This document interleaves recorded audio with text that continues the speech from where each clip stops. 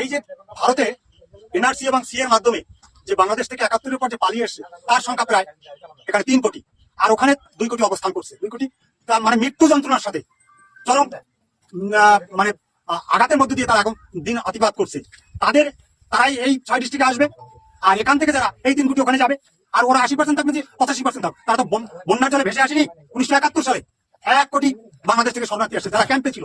সমস্ত বাংলাদেশের টার্গেট ছিল যে হিন্দু হটাও, মালাউন হটাও। সেই মালাউনরা ওখানে এসে আশ্রয় নিয়েছিলেন ১ কোটি, এবং এই ১ কোটিকে সামনে রেখে ভারতের ১৭,৫০০ সেনার রক্তের বিনিময় ওই বাংলাদেশটা ধর্মনিরপেক্ষ, গণতন্ত্র, সমাজতন্ত্র, জাতীয়তাবাদ, এই ৪টি মৌলিক নীতির উপর ভিত্তি করে দেশটা স্বাধীন হয়েছে। আজ সেখানে বাংলাদেশের সংখ্যালঘু হিন্দুরা, বৌদ্ধরা, খ্রিস্টানরা থাকতে পারবে না, এটা তো ভাবা যায় না।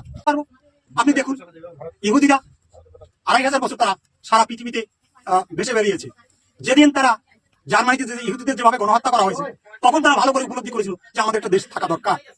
আজকে তারা ইহুদি রাষ্ট্র প্রতিষ্ঠা করেনি, ইহুদি রাষ্ট্র প্রতিষ্ঠা করেছে এখন তাকে যুদ্ধের মাধ্যমে। হ্যাঁ, যখন এইখানে ৩ কোটি লোক এসছে, এরা যখন এনআরসি বা সি এর মাধ্যমে স্বীকার করে নেবে যে আমরা বাংলাদেশ থেকে ধর্মীয় সংখ্যা লঘু হওয়ার কারণে আমরা ভারতে আশ্রয় নিয়েছি, এই যে ডকুমেন্টস, এই দলিলটা যেদিন ভারত সরকার জাতিসংঘের কাছে প্রস্তাব আকারে পেশ করবে যে আমি এদের কি করবো, তখন হয়তো রাষ্ট্রসংঘ বলবে, যেমন ডিক্লারেশন হিউম্যান রাইটস এর ১৪ দাঁড়ায়, everyone has the right two nationality. একটা মানুষ জন্মগ্রহণ করার সাথে সাথে তার একটা দেশ হবে।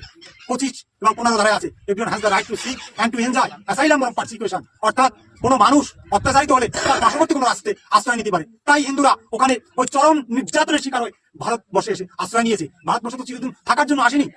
সেখানে জাতিসংঘের কাছে পেশ করলেই তারা জাতিসংঘের যে ২৫ ধারা আছে, everyone has the right to seek and to enjoy asylum from persecution. He shall assume the function of seeking permanent solution for problem of refugees by assisting government to facilitate the new national community. এরা এখানে থাকা, খাওয়া, পড়ার সব রকম ব্যবস্থা রাষ্ট্রসংঘের তরফ থেকে পাবে, এবং রাষ্ট্রসংঘের প্রতিনিধিরা বুঝিয়ে শুনেছেই তাদের দেশে পাঠাতে পারে তো ভালো।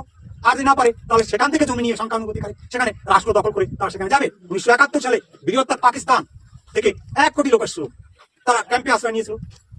তাই ৯টা দেশের সমর্থনে সেই দেশ ভারত সেখানে যুদ্ধ করে আজকে সেই বাংলাদেশ সৃষ্টি করে তারা দেশে গেছে। আমরা এখন ৩ কোটি আসি সংখ্যায়। রাষ্ট্রসংঘ যদি বলে দেবে যে দেশ দাও, তারপর প্রত্যেকে অস্ত্র আসবে। আমাদের নিয়ম ছিল নেই, অস্ত্র আসবে মাটি ঘুরে, অস্ত্র আসবে জলের ভিতর থেকে, অস্ত্র আসবে আকাশ থেকে। সময় জবাব দেয়।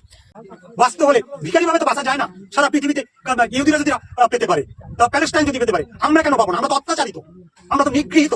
আমরা দেশে সঠিকভাবে ধর্মাচরণ করতে পারি না। কোনো যুবতী মেয়ে থাকলে তার অনিচ্ছা সত্ত্বেও তাকে অপহরণ করা হয়। সে যদি সেই প্রস্তাবে রাজি নয়, তাকে ধর্ষণ করে হত্যা করা হয়। এখানে আমার বঙ্গসেনার সদস্য প্রায় ১০,০০০, আর পৃথিবীর বিভিন্ন দেশে আমার বঙ্গসেনার ভাবাপন্ন প্রত্যেকটি হিন্দুই আছে, এবং বাংলাদেশের যাদের কথাই বলেন না কেন সেখানে অনেক আছে, লক্ষাধিক। সময় সে জবাব আসবে। আপনাকে ধন্যবাদ। হ্যাঁ, সময় জবাব আসবে। সময় ছাড়া কোনো কিছু হয় না। আজকে বেলুচিস্তান ৮০ বছর ধরে তারা যে আন্দোলন চালিয়ে যাচ্ছে, আজকে সময় এসছে, আজকে অস্ত্র কোত্থেকে আসছে,